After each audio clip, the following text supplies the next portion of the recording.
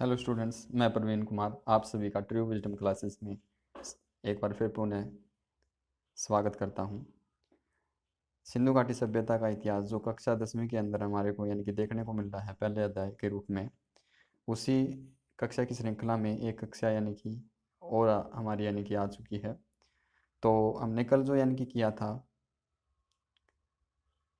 सरस्वती सिंधु सभ्यता का यानी कि विकास कैसे हुआ, खोज कैसे हुई, कहाँ यानी कि क्या है, कौन कौन से यानी कि देश में यानी कि हमारे को क्या है सरस्वती सिंधु सभ्यता के क्या है स्थल यानी कि देखने को मिलते हैं, कितने यानी कि क्या है देशों के अंदर यानी कि इसका विस्तार है, और किसने इसकी यानी कि खोज की है, खोजकर्ता कौन है। तो हमने यानी कि कल किया था कि 1921 में दयाराम साहनी ने किया था, और 1922 के अंदर क्या है हड़प्पा का यानी कि हमारा 1922 के अंदर राखलदास बनर्जी ने क्या है मोहनजोदड़ो का यानी कि उत्खनन किया था। बात करें हम, कल किया था हमने सरस्वती सिंधु सभ्यता का विस्तार। पूर्व के अंदर कहाँ पे, पूर्व के अंदर हमारा क्या है आलमगीरपुर स्थान है। पश्चिम के अंदर क्या है सुत का कागेंडोर है जो पाकिस्तान में है। मांडा जो है वो क्या है हमारे भारत के अंदर जम्मू कश्मीर में यानी कि देखने को मिलता है। और दायमाबाद जो है वो हमारा महाराष्ट्र के अंदर यानी कि देखने को मिलता है।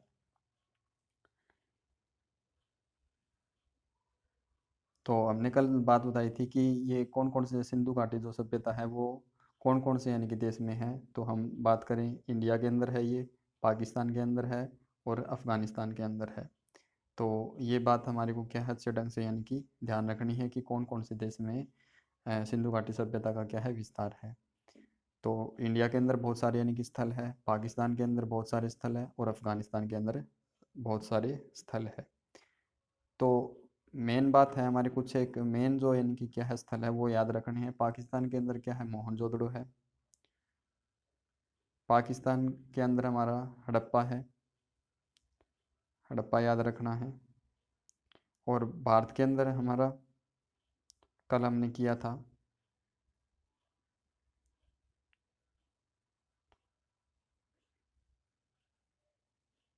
जम्मू कश्मीर के अंदर हमारे को मांडा यानी कि क्या है स्थान यानी कि देखने को मिला था। और जम्मू के जो हमारा उत्तर प्रदेश है, उत्तर प्रदेश के अंदर हमारे को आलमगीरपुरी यानी कि क्या है स्थान यानी कि देखने को मिला था। गुजरात की बात अगर करें हम, तो यहाँ गुजरात है तो गुजरात के अंदर हमारा क्या है लोथल यानी कि देखने को मिला था। अगर बात करें हम अपने हरियाणा की, तो हरियाणा के अंदर क्या है मेन जो यानी कि स्थान है वो क्या है हमारा राखी गढ़ी है। राखी गढ़ी यानी कि यहाँ पे है, तो राखी गढ़ी की अच्छे ढंग से यानी कि कर लेना। और महाराष्ट्र हमारा क्या है यहाँ सिख है, तो महाराष्ट्र की यानी कि बात करें तो महाराष्ट्र के अंदर हमारा क्या है दायमाबाद है जो यानी कि क्या है हमारे भारत देश के अंदर यानी कि देखने को यानी कि स्थान मिलता है। तो इनको अच्छे ढंग से यानी कि इनकी लोकेशन अच्छे ढंग से कर लेना। जो क्या है हमारे को मानचित्र भरने के लिए अगर आ जाए तो 5 नंबर का यानी कि प्रश्न बन सकता है। और 5 स्थान हमारे को क्या है चयनित करने के लिए दे सकता है कि ये जो स्थान है वो कौन कौन से देश में और कहाँ यानी कि क्या है इनकी यानी कि क्या है अवस्थिति है, उनको यानी कि अच्छे ढंग से हमारे को यानी कि दर्शा देना है। और 5 नंबर हमारे क्या है मिल जाएंगे इस प्रकार से। बात करें हम नेक्स्ट की, तो ये हमारा रिपीट हो गया है कल का काम। बात करें हम आज आज की, तो धौलावीरा गुजरात की थी बात आ गया। और कालीबंगा अगर बात करें तो ये राजस्थान के अंदर है हमारे सरस्वती सिंधु सभ्यता के प्रमुख नगर। बात करें हम आज, तो कालक्रम, कालक्रम का मतलब क्या होता है कोई भी यानी कि क्या है इतिहास की कोई घटना है तो उसका यानी कि क्या है कुछ कालक्रम होता है। जैसे कि यानी कि कोई अगर जीव है, जीव लगा लीजिए या खुद का यानी कि मान लीजिए मनुष्य है कोई, तो मनुष्य है तो उसका यानी कि जन्म होता है और फिर उसके बाद में क्या है मृत्यु होती है। तो उसका यानी कि क्या है जन्म और मृत्यु के बीच में जो यानी कि टाइम पीरियड होता है तो उसे ही हम क्या कहते हैं कालक्रम होता है।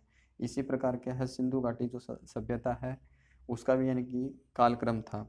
तो कालक्रम की दृष्टि से क्या है सरस्वती सिंधु सभ्यता को 3 चरणों में क्या किया गया है विभाजित किया गया है।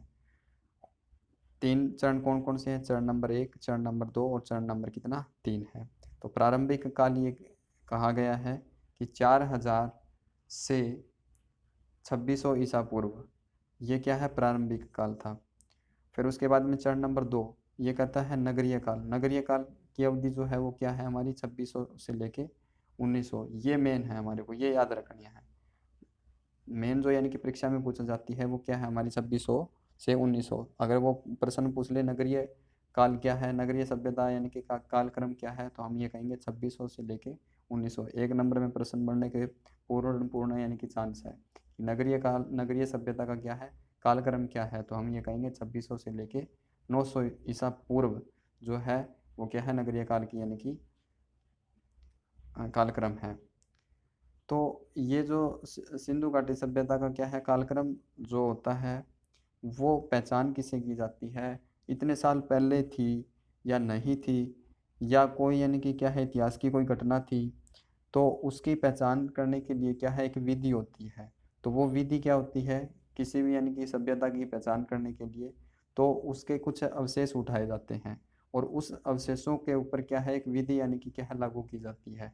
और उस विधि का नाम क्या है रेडियो कार्बन तिथि। उस रेडियो कार्बन तिथि से हमारे को ये पता चलता है कि ये जो यानी कि अवशेष है, जैसे यानी कि मिट्टी के खिलौने ले लीजिए या मिट्टी के कोई बर्तन ले लीजिए, उन मिट्टी के बर्तन पर या कोई अयस्क उठा लिया जाता है तो उसके ऊपर यानी कि क्या किया जाता है कुछ खोज की जाती है और उसके ऊपर कुछ प्रयोग किए जाते हैं कि ये जो अयस्क है वो किस काल अवधि के हैं। तो वो जो पता चलते हैं वो हमारे को इस विधि के द्वारा चलते हैं और वो विधि क्या है रेडियो कार्बन तिथि है, जो हमें ये जानकारी दे देता है कि ये अयस्क जो है वो इस कालक्रम से संबंधित रखता है, या ये जो अयस्क है या ये मिट्टी के खिलौने हैं या ये जो वस्त्र है वो क्या है इस कालक्रम से संबंध रखता है। तो सिंधु घाटी सभ्यता से जो यानी कि हमारे को क्या है जितने भी यानी कि हमारे को अवशेष मिले थे, जैसे कि मिट्टी के खिलौने मिले थे, मिट्टी के बर्तन मिले थे, हमारे को अन्नागार मिले थे, स्नानागार मिले थे, कुछ मूर्तियाँ मिली थी, तो उनके ऊपर यानी कि प्रयोग किया गया। तो वो हमें ये जानकारी देता है कि ये जो हमारे यानी कि थे वो हमारे क्या है 7500 से क्या है 7,000 यानी कि ईसा पूर्व के बाद के थे। मतलब यानी कि क्या है 2600 से 1900 के विषय में यानी कि क्या है जानकारी हमारे को उपलब्ध करवाते थे, उनसे संबंधित यानी कि रखते थे। तो हम ये कह देंगे कि वो जो अवशेष थे वो क्या है सिंधु घाटी सभ्यता से यानी कि संबंध रखते थे। ये हमारे को अच्छे ढंग से यानी कि याद रखने हैं। तो ये क्या कहता है 7500 से 7,000 ईसा पूर्व सरस्वती सिंधु नदी घाटी के क्या है प्रथम कृषि संस्कृतियों के लोगों ने अपना निवास स्थान क्या है बनाना शुरू कर दिया था।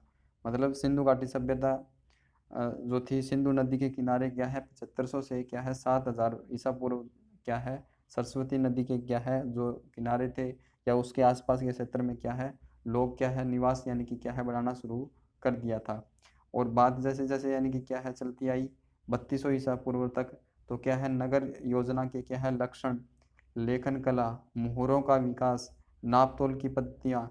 अगर क्या है नगर होगा तो वहाँ पे क्या है वस्तुओं का आदान प्रदान होगा, और वस्तुओं का आदान प्रदान क्या है ऐसे हम कर नहीं सकते, तो हमारे को क्या है कुछ इकाइयों का प्रयोग करना पड़ेगा। जैसे कि यानी कि कोई मुद्रा होगी, मुद्रा का मतलब क्या है पैसा है, तो वस्तुओं का आदान प्रदान करना है, खरीद करनी है, बिक्री करनी है, तो उसके लिए हमारे को मुद्रा की ज़रूरत पड़ेगी, पैसों की ज़रूरत पड़ेगी। तो इस सिंधु घाटी सभ्यता से हमारे को क्या है कुछ मुद्रा के भी यानी कि अवशेष मिले थे, नाप तोल की पद्धतियाँ भी मिली थी।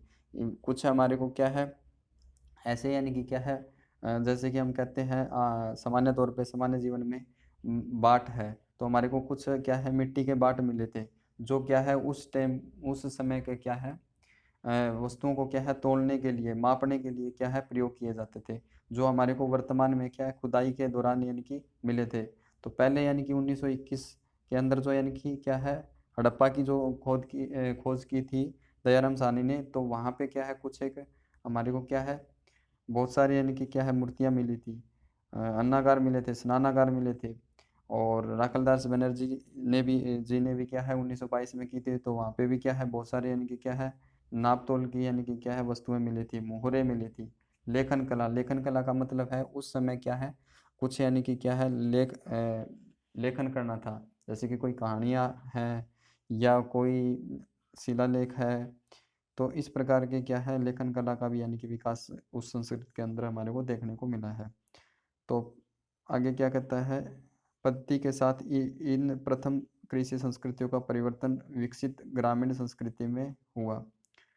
फिर जिसने 2600 ईसा पूर्व तक क्या है नगरीय जीवन की विशेषताओं को आत्मसात कर लिया।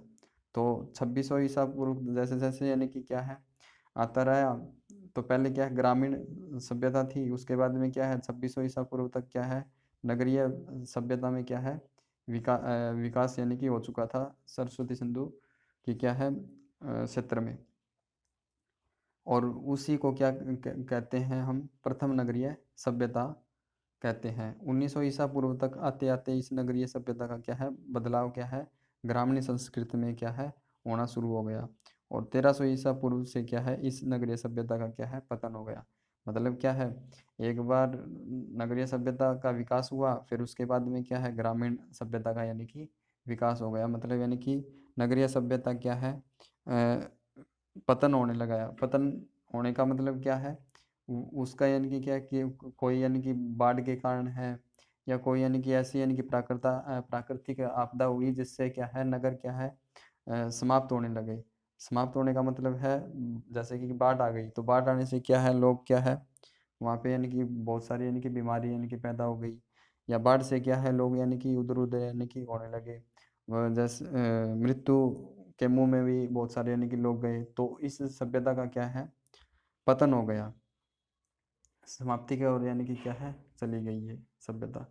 बात करें हम इस नगर योजना, भाई यानी कि सरस्वती सिंधु सभ्यता जो थी उसकी यानी कि नगर व्यवस्था कैसी थी।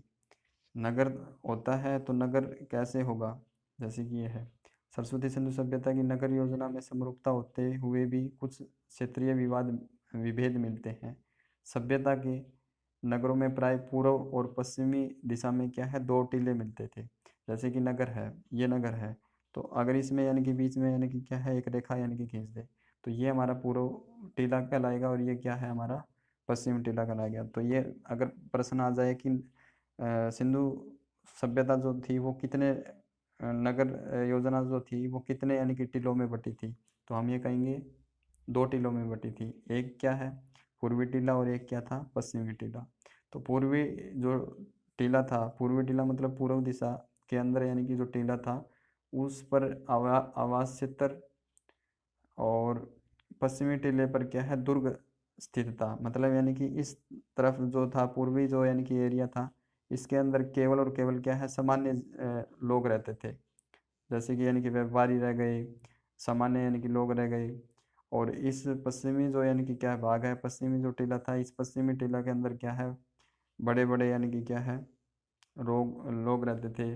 जैसे कि राजा मान लीजिए, राजा लोग रहते थे, या उनके यानी कि अधीन सैनिक जो थी सेना रहती थी, या इन राजा के यानी कि क्या है नीचे यानी कि क्या है कुछ मंत्री होते थे, वो यानी कि इसके यानी कि इस टीले पर यानी कि रहते थे।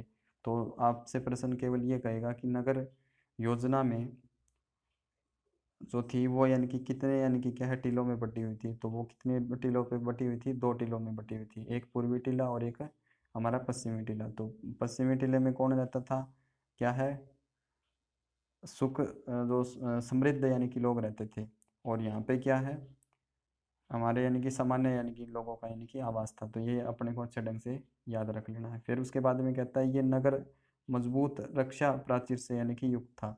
मान लीजिए यानी कि क्या है रक्षा प्राचीर का मतलब है इस नगर को क्या है चारों ओर से क्या है अच्छे ढंग से क्या है एक दीवार से यानी कि क्या है परकोटे से क्या है अ, एक रक्षा प्राचीर थी। रक्षा प्राचीर का मतलब एक दीवार यानी कि अच्छी यानी कि ऊंची यानी कि दीवार यानी कि बनाई हुई थी, ताकि यानी कि बाहर के यानी कि लोग अगर आ जाए तो उससे यानी कि क्या है, वो अगर आक्रमण करने लग जाए तो एकदम यानी कि क्या है नगर को नुकसान यानी कि न हो। तो इसके लिए क्या है रक्षा प्राचीर भी यानी कि रक्षा दीवार भी यानी कि लगाई हुई थी। रक्षा प्राचीर में क्या है बुर्ज बने हुए थे। नगर के आवास क्षेत्र में सामान्य नागरिक रहते थे, व्यापारी रहते थे, शिल्पकार रहते थे, कारीगर रहते थे, श्रमिक रहते थे। तो ये बात आप मैंने बता दी कि जो पूर्वी जो टीला था उसमें क्या है सामान्य नागरिक रहते थे, व्यापारी रहते थे, शिल्पकारी रहते थे, कारीगर रहते थे, श्रमिक रहते थे। जो यानी कि क्या है मजदूरी करने वाले लोग रहते थे। दुर्ग के अंदर क्या है, प्रशासनिक सार्वजनिक भवन और अन्नागार स्थित थे। मतलब क्या हुआ इसका, दुर्ग के अंदर क्या है, सुख समृद्ध समृद्ध जो लोग थे, जैसे कि मैंने बता दिया, सैनिक रहते थे। प्रशासनिक, प्रशासनिक का मतलब यानी कि मंत्री हो गया। भवन, बड़े बड़े यानी कि भवन थे। अन्नागार, अन्नागार का मतलब अन्न रखने के लिए क्या है, बड़े बड़े यानी कि क्या है, आगार बनाए हुए थे, घर बनवाए हुए थे, जिसमें यानी कि क्या है, पूरे नगर के लिए क्या है, अन्न रखने की क्या है, व्यवस्था की गई थी। उसके बाद में बात करें सरस्वती सिंधु सभ्यता की नगर योजना में सड़कों का बहुत यानी कि महत्वपूर्ण स्थान था। हाँ, मेन बात यह है कि नगर योजना में क्या है, सड़क बहुत यानी कि अच्छे बनी हुई थी। सरस्वती सिंधु सभ्यता के अंदर क्या है, सड़कें जो थी वो कैसी थी, तो सड़कें जो थी वो हमारी कैसी माप की थी, न- मुख्य सड़कें जो थी वो क्या थी, 9.15 मीटर चौड़ी थी। इसकी यानी कि जो चौड़ाई थी वो कितनी थी, 9.15 मीटर यानी कि चौड़ाई थी। और गलियां जो थी, जो सामान्य जो यानी कि गली थी, उसकी जो चौड़ाई थी वो कितनी थी, 3 मीटर यानी कि चौड़ाई थी। ये अच्छे ढंग से यानी कि याद रखना है। कालीबंगा, कालीबंगा कहाँ पे है, राजस्थान में। राखी गढ़ी जो है वो हमारे क्या है, हरियाणा के हिसार में है। मिताथल, मिताथल हमारी क्या है, हमारे हरियाणा के अंदर भिवानी यानी कि डिस्ट्रिक्ट में यानी कि मिलता है। तो यहाँ की भी जो सड़कें थी वो क्या है, बिल्कुल यानी कि सेम साइज़ की थी, 9.15 मीटर और 3.1 सॉरी 0 मीटर थी। और इनके ऊपर क्या है, साफ सफाई का बिल्कुल यानी कि विशेष यानी कि ध्यान रखा जाता था। तो आज के लिए इतनी ही हमारी यानी कि कक्षा यानी कि रहने वाली है।